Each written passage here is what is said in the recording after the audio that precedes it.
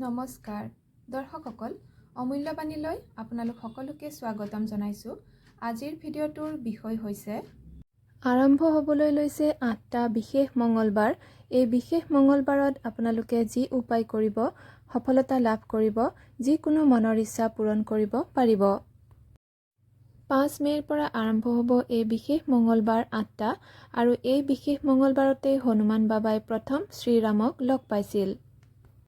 ৫ মে'ৰ পৰা আৰম্ভ হৈ শেষ হ'ব ২৩ জুনত আৰু এই বিশেষ ৮টা মঙ্গলবাৰে আপোনালোকে যদি পাৰে নিৰামিষ খাদ্য গ্ৰহণ কৰিব আৰু যদিহে পাৰে ব্ৰত ৰাখিব, নোৱাৰিলে নিৰামিষ খাদ্য গ্ৰহণ কৰিব, মদ বা যিকোনো ৰাগিয়াল বস্তুৰ পৰা দূৰত থাকিব আৰু বিবাহিতসকলে ব্ৰহ্মচৰ্য পালন কৰিব।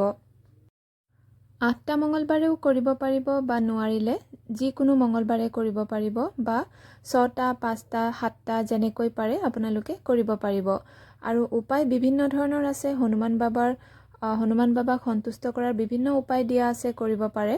আৰু এটা বিশেষ শক্তিশালী উপায় যেনে ১০৮ বাৰ যদি পাৰে আপোনালোকে ৰাম ৰাম ৰাম ৰাম নাম লিখিব বগা কাগজত ৰঙেৰে বা কলমেৰে, আৰু তাৰ ওপৰত আপুনি আপোনাৰ মনৰ ইচ্ছাটো লিখিব।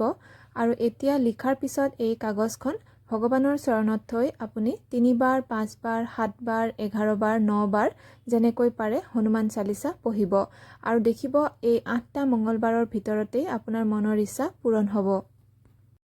যিকোনো মনৰ ইচ্ছা পূৰণ হোৱাৰ লগতে টকা পইচাৰ সমস্যা, ধাৰ ঋণ ইত্যাদিৰ পৰাও মুক্তি লাভ কৰিব।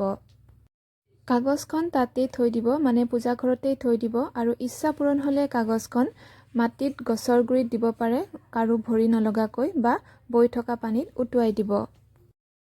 আজিৰ ভিডিঅ' ইমানতে সামৰিছোঁ। ধন্যবাদ।